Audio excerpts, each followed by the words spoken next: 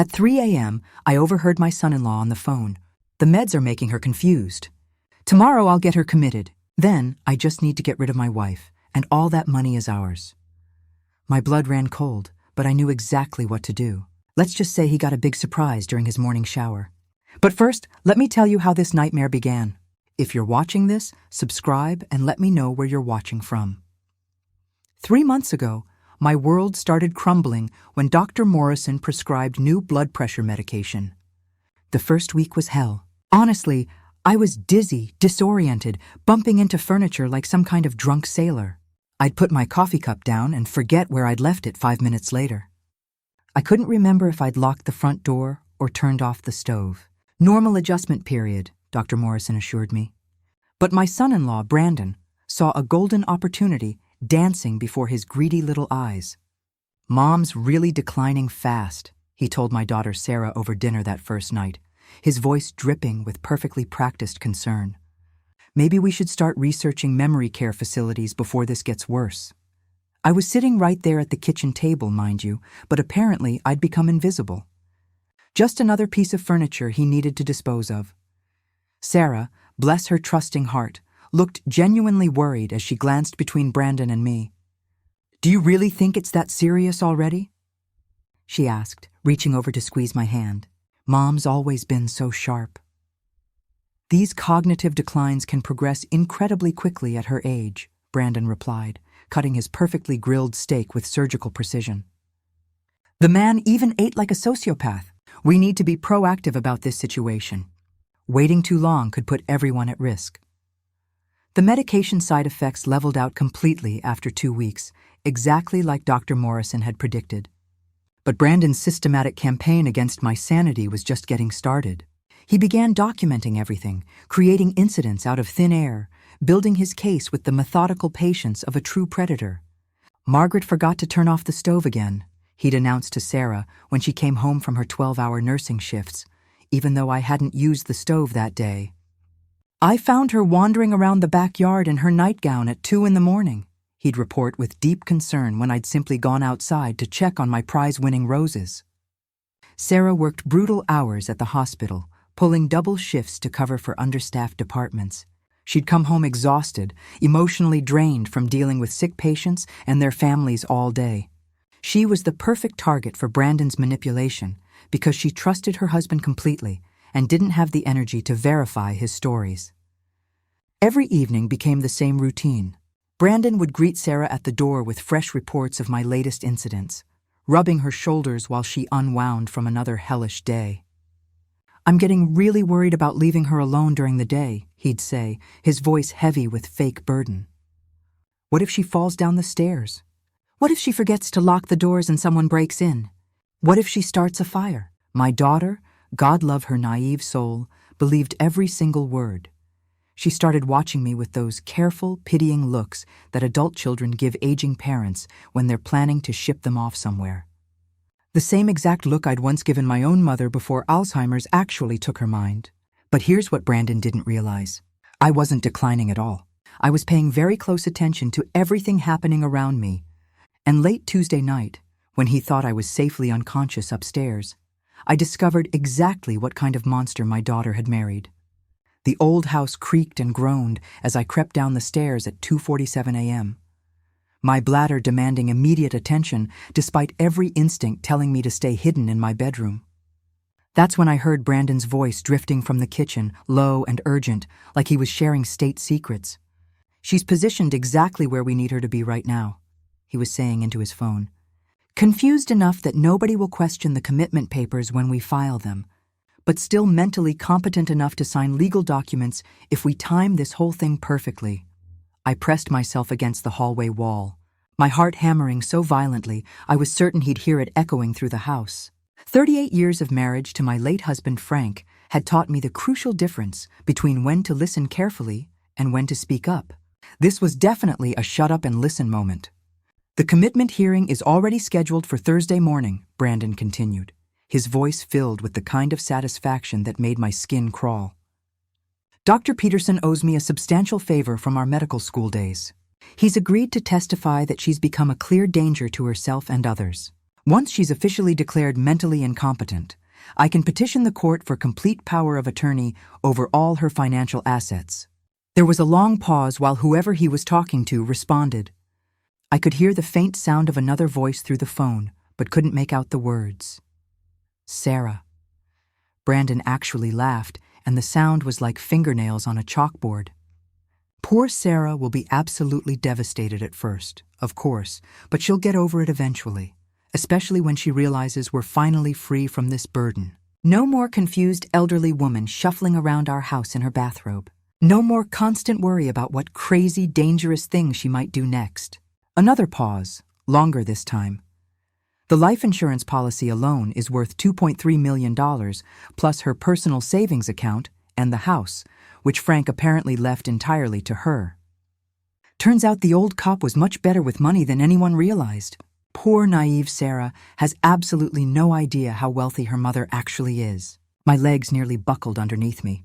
Frank and I had been extremely careful with our finances over the years, living modestly and investing wisely. But I'd never shared the full extent of our nest egg with Sarah. We'd always planned to leave her everything, but we wanted her to build her own life first, not depend on inheritance money. Once Margaret's permanently out of the picture, we can finally start the life we've always dreamed about, Brandon continued.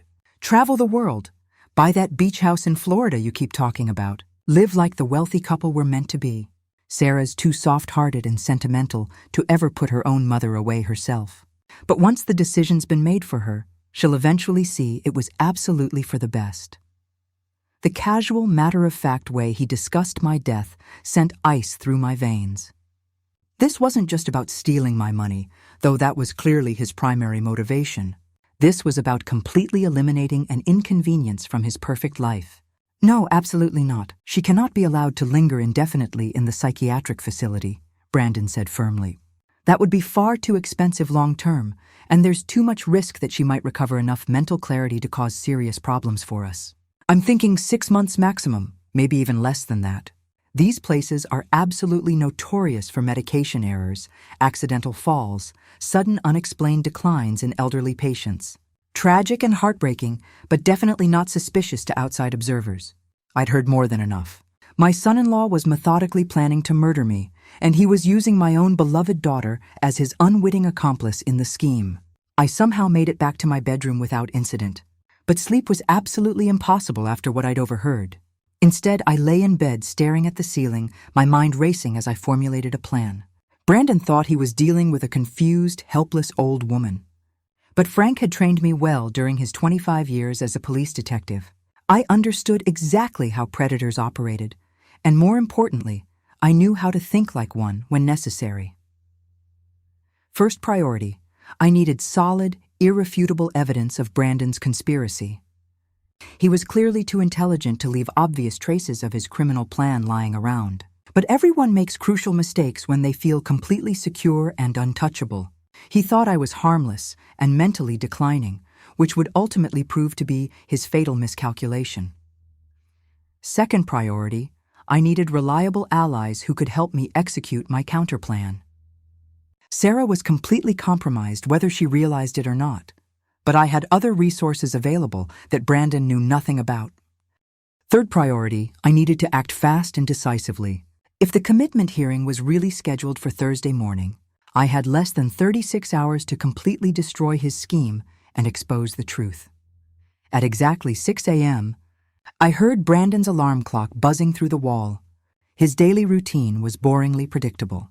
Coffee and news first, then a luxurious 30-minute shower while listening to financial podcasts on his waterproof speaker. The man was nothing if not completely consistent in his narcissistic self-absorption. I waited patiently until I heard the bathroom door close and the shower water start running at full pressure. Then I moved quickly and silently.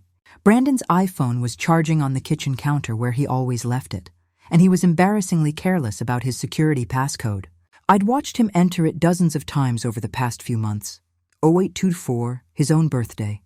Men like Brandon always chose passwords that revolved entirely around themselves and their inflated egos. The phone unlocked perfectly on my very first attempt. His recent call log showed multiple lengthy conversations with someone listed simply as D. Peterson, between midnight and 3:30 a.m., Dr. Peterson. Obviously, I quickly took clear photos of the entire call log with my own phone, then carefully scrolled through his text messages. What I discovered there made my blood run completely cold with rage. Package delivered exactly as promised, read one message from 3 weeks earlier. She should be properly confused and disoriented within 72 hours of the first dose. The response came back immediately. Perfect timing for escalation. Sarah's working double shifts all week. She won't notice the behavioral changes. Another exchange from just last week made my hands shake with fury. Commitment papers officially filed under emergency mental health provisions. Judge Morrison is very sympathetic to elder abuse cases, especially when family safety is genuinely concerned. Excellent work. Once she's declared legally incompetent, how quickly can we move forward on the other matter we discussed? Patience, my friend. These things absolutely must appear completely natural to outside observers. But I'd estimate a 6-month maximum timeline. After that, you'll be free to start your new life with a clear conscience. I photographed every single message, my hands remaining perfectly steady despite the murderous rage building in my chest. Frank used to say that anger was just raw energy, waiting for proper direction and focus. I was about to give mine some very clear, very specific direction. By 7 a.m. sharp, I was fully dressed and ready to implement the first phase of my carefully planned counterattack. Brandon emerged from his shower, looking relaxed and supremely confident, humming some annoying tune while he knotted his expensive silk tie with practiced precision. "Good morning, Margaret," he said, with that sickeningly fake smile I'd grown to absolutely despise. "How are you feeling today? Any more confusion or disorientation?" "Oh, you know how it is," I replied, letting my voice sound appropriately vague and uncertain. "Some days are definitely better than others, I suppose." "Of course they are," he said, patting my shoulder with condescending gentleness that made my skin crawl. "That's perfectly normal for someone in your particular condition. Nothing to worry about." Sarah rushed through the kitchen like a tornado, grabbing her travel coffee mug and a granola bar for breakfast. "I'm covering Janet's shift again today, so I'll be home really late tonight. Brandon, can you keep a close eye on Mom for me?" "Absolutely, darling," Brandon replied smoothly, slipping his arm around Sarah's waist with practiced affection. "We'll have a nice quiet day together, won't we, Margaret?" I nodded absently, playing my assigned role perfectly. "That sounds absolutely lovely, dear." The moment Sarah's car pulled out of the driveway, Brandon's entire demeanor shifted dramatically. The fake warmth and concern disappeared instantly, replaced by cold, calculating assessment. "Margaret, we really need to have a serious discussion about your future living arrangements," he said, settling across from me at the kitchen table with businesslike efficiency. "Sarah and I have been talking extensively, and we both think it's definitely time to explore some better options for your ongoing care and supervision." "What kind of options?" I asked, making my voice sound smaller and more fragile than usual. "Well, there are some truly excellent facilities that specialize specifically in memory care and cognitive decline," he explained, sliding a glossy brochure across the table toward me. "Places where you'd have round-the-clock professional supervision. Structured activities designed specifically for people with your condition, and immediate medical care available whenever you need it." I picked up the brochure with appropriately shaky hands. Sunset Manor read the cover in cheerful script, featuring staged photos of smiling elderly people engaged in arts and crafts activities. It looked pleasant enough on the surface, but I knew it was just the first stop on Brandon's planned journey to my grave. "This looks quite expensive," I said, letting genuine worry creep into my voice. "Don't you worry about financial considerations," Brandon replied with oily smoothness. "Your health insurance will cover the majority of costs, and Sarah and I can easily handle whatever's left over. The important thing is getting you the professional help and supervision you clearly need." I studied the brochure more carefully, noting the admission requirements listed in small print on the back page.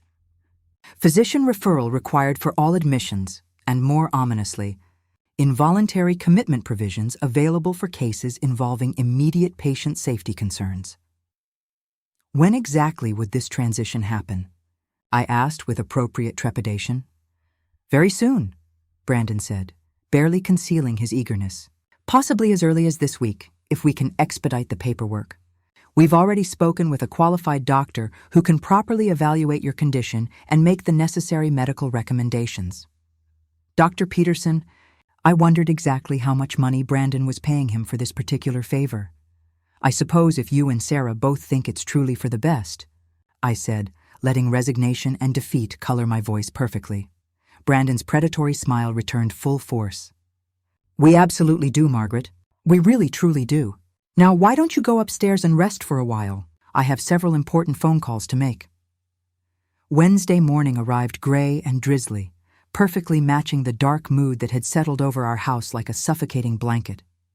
Brandon had been on the phone until well past midnight, presumably finalizing all the arrangements for my imminent imprisonment and eventual murder. He woke up positively cheerful, practically bouncing down the stairs while humming that same irritating tune from the day before. The man was clearly giddy with anticipation of his upcoming victory. What a beautiful day, he announced brightly. Though anyone with working eyes could see, it was absolutely miserable outside with dark storm clouds gathering. If you say so, dear, I replied, maintaining my confused elderly woman act flawlessly. Brandon poured himself coffee from the expensive machine he'd insisted we needed, then checked his phone messages with obvious satisfaction. His fingers moved quickly across the screen, probably confirming final details with his co-conspirators. I have several important errands to run this morning, he announced, without looking up from his phone. But I should definitely be back by lunchtime. Will you be perfectly all right here alone for a few hours? I think so, I said with appropriate uncertainty, though I do get confused sometimes about what I'm supposed to be doing during the day. Of course you do, he said absently, his mind already focused elsewhere. Just rest comfortably, Margaret. Don't worry yourself about anything important. The moment Brandon's car disappeared around the corner, I moved into action with military precision. I had perhaps 3 hours before he returned, and I needed to use every single minute efficiently. My first stop was First National Bank, where Frank and I had maintained our primary accounts for over 30 years. But what Brandon didn't know was that Frank had always insisted on maintaining backup accounts at multiple different institutions, a habit that had seemed unnecessarily paranoid at the time, but was proving absolutely invaluable now. I transferred substantial funds between accounts, established new accounts with completely different access codes, and arranged for automatic bill payments to ensure my financial obligations would continue being met regardless of what happened to me personally. My second stop was much more important, much more. Meeting with Detective Ray Collins, Frank's former partner, who had retired 2 years ago but remained sharp as a razor at 72 years old. Maggie Walsh, Ray said when I walked into the coffee shop where we'd arranged to meet privately. You look like absolute hell. What's wrong? I'd known Ry would cut straight to the heart of the matter without wasting time on pleasantries. He and Frank had been partners for 15 years, and he'd never been one for unnecessary small talk or social niceties. I need help, Ray, I said without preamble. Someone is actively trying to kill me, and I need to stop them before they succeed. Ray's expression didn't change visibly, but I saw his entire posture shift into alert. Professional mode. Tell me absolutely everything from the beginning. I laid out the complete story systematically, showing him the clear photos of Brandon's incriminating text messages and suspicious call logs. Ray listened without interruption, occasionally asking for clarification on specific timing or crucial details. Son of a, he said quietly when I finished my account. Frank would have absolutely crucified this bastard. Frank's not here to help me, I said simply. But I am, and I'm definitely not going down without one hell of a fight. Ry grinned suddenly, and for a moment I saw the young, aggressive detective who'd been Frank's closest friend and most trusted backup. What exactly do you need from me? I need this bastard caught completely red-handed with irrefutable evidence, I said. But more importantly than that, I need Sarah to see with her own eyes exactly who she really married. Thursday morning, the day of my supposedly inevitable commitment hearing, dawned bright and clear with brilliant sunshine streaming through our kitchen windows. Brandon was practically vibrating with barely contained excitement as he prepared for what he obviously believed would be his complete and total victory. Today is a very big day for everyone, he told me over breakfast. his fake concern barely concealing his obvious eagerness to be rid of me permanently. "We're finally going to get you the professional help and supervision you desperately need. I'm honestly quite frightened," I said, letting my voice tremble convincingly. "What if I don't like it there? What if the other patients are mean to me?" "You'll adjust to the new environment eventually," Brandon said dismissively, already mentally counting his anticipated windfall. "Everyone does given enough time and proper medication." His phone buzzed with an incoming message, and he glanced at the screen with obvious satisfaction. "Dr. Peterson will meet us at the courthouse at exactly 10 us. The whole process should be very straightforward and efficient." What Brandon had absolutely no way of knowing was that Ray had spent the previous evening making some very interesting phone calls of his own. Judge Morrison, it turned out, was an old friend from Frank's police days who had been extremely interested to hear about the highly suspicious circumstances surrounding this particular commitment petition. Dr. Peterson was about to have a very memorable morning that he'd probably spend the rest of his life regretting. "I really should shower and get properly dressed before we leave," Brandon announced, checking his expensive watch. "Important legal proceedings call for looking professional and respectable." "Of course, dear," I replied with perfect meekness. Brandon headed upstairs, whistling that same infuriating tune he'd been humming all week. I waited patiently until I heard the bathroom door close securely and the shower water start running at full pressure. Then I picked up my cell phone and sent a single pre-arranged text message. "It's time to spring the trap." Within minutes, I heard multiple car doors slamming in our driveway. Rye had brought substantial backup exactly as we'd carefully planned. But more importantly, he'd brought someone whose presence would change absolutely everything about Brandon's perfect morning. The doorbell rang, and I answered it with a smile that had absolutely nothing confused or frail about it whatsoever. "Good morning?" "Detective Morrison," I said warmly to the tall, professional woman in the crisp police uniform. "And Detective Patterson. Thank you both so much for coming on such short notice." Rye stood behind them with his arms crossed, grinning like a wolf who just cornered his prey. "Just like the old days, Maggie. Except this time you're running the entire operation." From upstairs, Brandon's voice called down cheerfully, "Margaret, who's at the front door?" "Just some old friends, dear," I called back sweetly. "Don't mind us at all." The shower was still running at full pressure. Brandon had absolutely no idea that his perfectly orchestrated morning was about to become something completely different than he'd planned. Detective Morrison checked her watch professionally. He should be in there for another 15 minutes based on his established routine. At least, I confirmed with satisfaction. The man is absolutely nothing, if not completely, predictable in his self-centered habits. Perfect. That gives us plenty of time to set up all the recording equipment and get everyone positioned exactly where they need to be as the detectives moved efficiently through my house, preparing to catch Brandon in his own carefully woven web of lies and criminal conspiracy. I felt something I hadn't experienced in months. Pure, undiluted hope and just a little bit of anticipatory satisfaction at the thought of seeing Brandon's face when he discovered that the confused, helpless old woman he'd been systematically manipulating had actually been 3 steps ahead of him all along. The shower shut off at exactly 8:47 a.m. Just like clockwork, Brandon's morning routine was so predictable you could literally set your watch by it. Detective Morrison positioned herself strategically by the bathroom door while Detective Patterson waited in the master bedroom with professional recording equipment. Ray and I stood in the hallway watching this carefully orchestrated drama unfold. "Margaret!"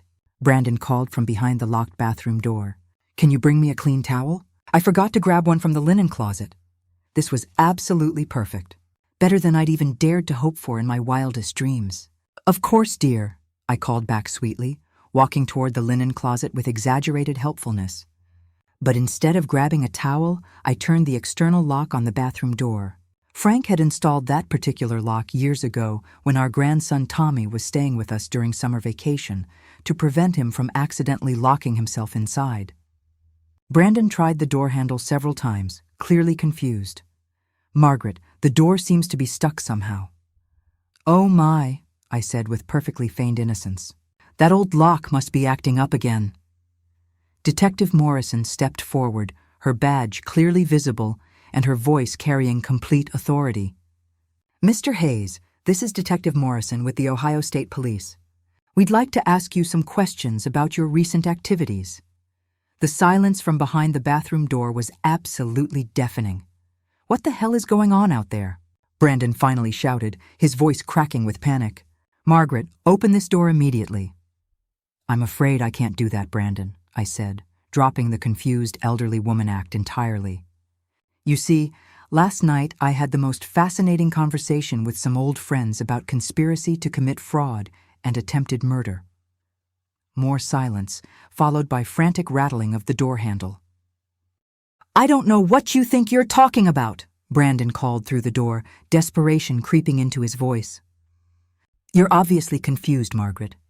Your medication is making you paranoid and delusional." Detective Patterson held up the recording device, nodding to indicate it was capturing every word of our conversation. "Actually, I'm feeling remarkably clear-headed today," I replied calmly. "Clear enough to remember every single word of your phone conversation Tuesday night. You know, the one where you discussed having me falsely committed so you could steal my money and then arrange for my convenient death." A loud thump came from behind the door, followed by what sounded like Brandon desperately trying to force the handle or break down the door itself. "Mr. Hayes," Detective Morrison called professionally. "We have substantial evidence of your communications with Dr. Peterson regarding fraudulent commitment proceedings. We also have your text messages discussing specific plans to harm Mrs. Walsh. I strongly suggest you cooperate fully with this investigation. This is absolutely insane," Brandon shouted, his voice now high-pitched with panic. Sarah, where are you? Your mother has completely lost her mind." Sarah arrived exactly 15 minutes later, still wearing her hospital scrubs and her face pale with worry and confusion. She burst through the front door, calling my name frantically, then stopped dead in her tracks when she saw the police officer standing in our hallway. "Mom, what's happening here?" "Rai said there was a family emergency and I needed to come home immediately." Ray stepped forward, his expression gentle but serious. "Sarah, honey, you need to sit down. We have some very important things to discuss." "Where's Brandon?" she asked, looking around frantically for her husband. "Is he hurt? Why won't you let him out?" "He's not hurt," I said carefully. "But he's not exactly available for conversation right now either." From behind the bathroom door came increasingly desperate shouting as Brandon continued trying to break his way out of his predicament. Sarah's eyes widened with alarm. "Is he trapped? Why won't you help him?" Detective Morrison took control of the situation. "Mrs. Hayes, we're currently investigating serious allegations of conspiracy to commit fraud and attempted murder. Your husband has been systematically planning to have your mother falsely committed to a psychiatric facility." The color drained completely from Sarah's face. "That's absolutely impossible. Brandon would never do anything like that. Mom needs professional help." "Yes, but he's been trying to find the best possible care for her." I sat down beside my daughter, taking her trembling hands in mine. "Sarah, sweetheart, I need you to listen very carefully to what I'm about to tell you. I'm not confused or declining mentally. I haven't been having any cognitive problems. Everything Brandon told you about my condition was a carefully constructed lie." "But I saw you myself," Sarah protested desperately. "You were forgetting things, getting disoriented, acting strangely. The first week only when I was adjusting to new blood pressure medication," I explained patiently. "But after that adjustment period ended, I was completely fine." Brandon was creating false incidents, documenting things that never actually happened, systematically building a case to have me declared mentally incompetent. Detective Patterson handed Sarah a tablet, displaying clear screenshots of Brandon's incriminating text messages. "These are communications between your husband and Dr. Peterson discussing detailed plans to falsify medical evaluations and expedite involuntary commitment proceedings." Sarah scrolled through the messages with shaking hands, her face growing paler with each revelation. I watched my daughter's entire world crumble as she read her husband's casual words about getting rid of the inconvenient old woman and starting their new life with my substantial inheritance money. "The life insurance policy," she whispered in horror. "He asked me about your life insurance last month. Said we should know about your policies in case something unexpected happened to you." $2.3 million, I confirmed grimly, plus personal savings in the house. He'd clearly done his financial homework very thoroughly. From behind the bathroom door, Brandon's voice took on a desperately pleading tone. "Sarah, don't listen to any of them. Your mother is having one of her serious episodes. She's completely paranoid and delusional. Remember what Dr. Peterson explained about elderly paranoid delusions?" Sarah's head snapped up sharply. "Dr. Peterson? But I've never actually met Dr. Peterson face to face. Brandon said he was consulting with him about Mom's condition, but I never spoke to him directly myself. Because Brandon controlled absolutely every piece of information you received about my supposed mental decline," I said gently. Detective Morrison finally unlocked the bathroom door, and Brandon emerged wearing only a towel around his waist, his face flushed bright red with anger, panic, and humiliation. He immediately focused on Sarah, switching instantly to his most persuasive and manipulative tone. "Thank God you're finally here," he said, moving toward her with practiced desperation. "Your mother has completely lost touch with reality. She's somehow convinced these people to participate in some kind of elaborate paranoid fantasy about conspiracies and murder plots." Sarah stood up slowly, the tablet containing his damning text messages still clutched in her trembling hands. "I never used the word murder," Brandon protested weakly. "I simply said these psychiatric facilities sometimes have unfortunate accidents. People decline rapidly in institutional settings. It would have appeared completely natural to outside observers." Detective Morrison stepped forward with handcuffs. "Brandon Hayes, you're under arrest for conspiracy to commit fraud, conspiracy to commit murder, and elder abuse." As Detective Morrison read Brandon his constitutional rights, I watched my daughter's face cycle rapidly through a devastating range of emotions: shock, horror, grief, betrayal, and finally pure rage. When she spoke again, her voice was cold as steel. "Get out of my house," she told Brandon with absolute finality. "Get out right now and never come back." "Sarah, please," Brandon begged pathetically, as Detective Patterson helped him into a shirt and pants. "This is all a terrible misunderstanding. We can work through this together. Think about our future, our plans, everything we've built together." "Future?" Sarah's laugh was bitter and harsh. "You mean the future where my mother is dead and buried while you're spending her inheritance money? That particular future?" As the detectives led Brandon toward the front door in handcuffs, he attempted one final desperate manipulation.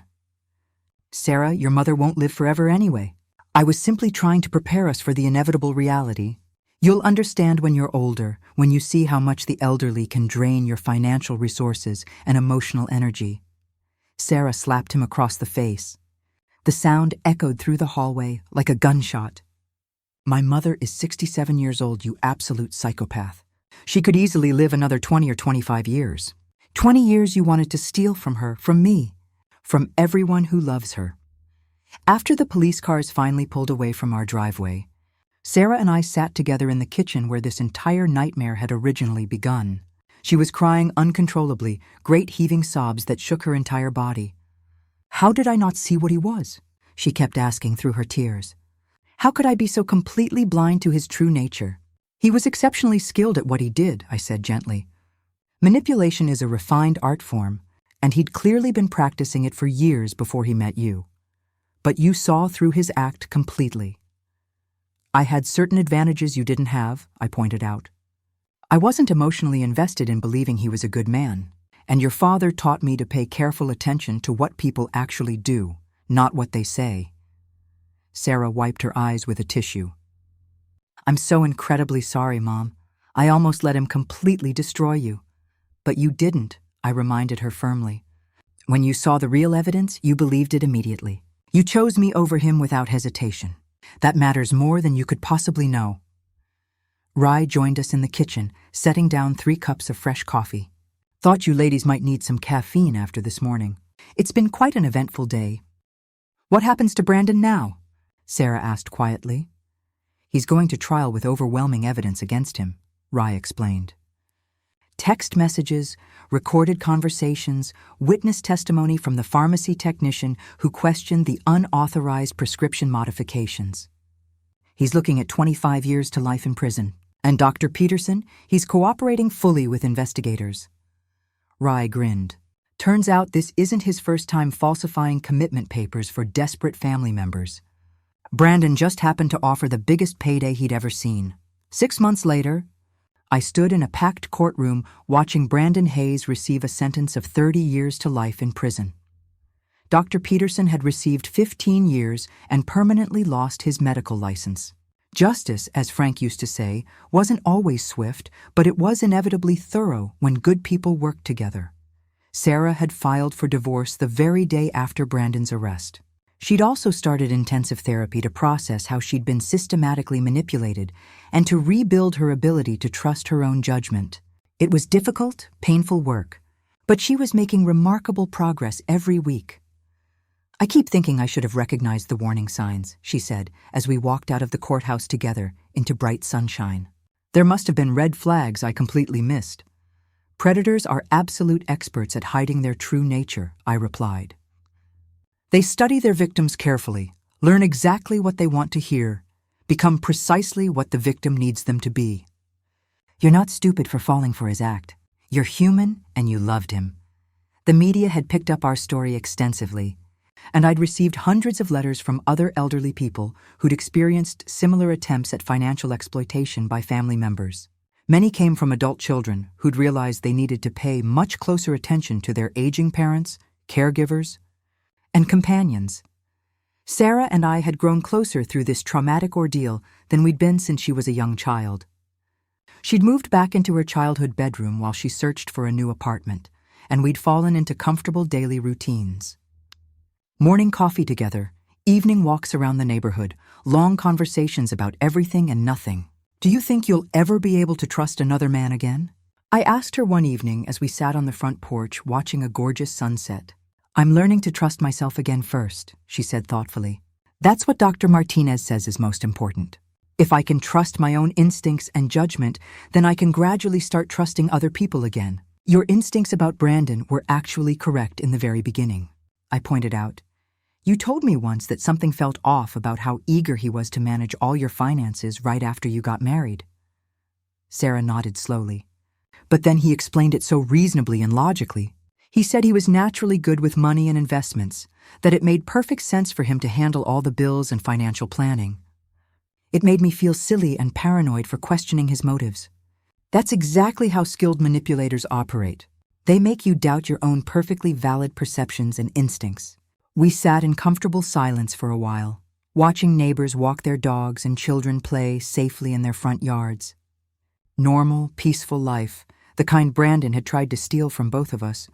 "Mom," Sarah said eventually. "Yes, sweetheart?" "Thank you for being smarter and stronger than he was." I laughed genuinely for the first time in months. "Honey, I've been dealing with manipulative, dangerous men since before you were born. Your father was one of the genuinely good ones, but he taught me to recognize and handle the bad ones effectively. Brandon made one absolutely crucial mistake." "What's that?" "He completely underestimated his target. He thought because I was elderly, I was automatically helpless and defenseless. He thought because I seemed confused initially, I was permanently stupid. He thought because I loved my family deeply, I'd sacrifice myself to avoid causing anyone pain or inconvenience. But you fought back harder than he ever expected." "Damn right I did. And I'd do it again in a heartbeat." I reached over and squeezed Sarah's hand firmly. "Nobody gets to steal our lives, sweetheart. Not without one hell of a fight." As the sun set over our quiet Ohio town, I felt something I hadn't experienced in many months: complete, profound peace. Brandon was exactly where he belonged. Sarah was healing and growing stronger, and I was still here to watch my grandchildren grow up and build their own lives. Frank would have been incredibly proud. His wife hadn't gone down without putting up one spectacular fight. And sometimes when good people work together, the good guys actually win. Thanks for listening. Don't forget to subscribe and feel free to share your story in the comments. Your voice matters.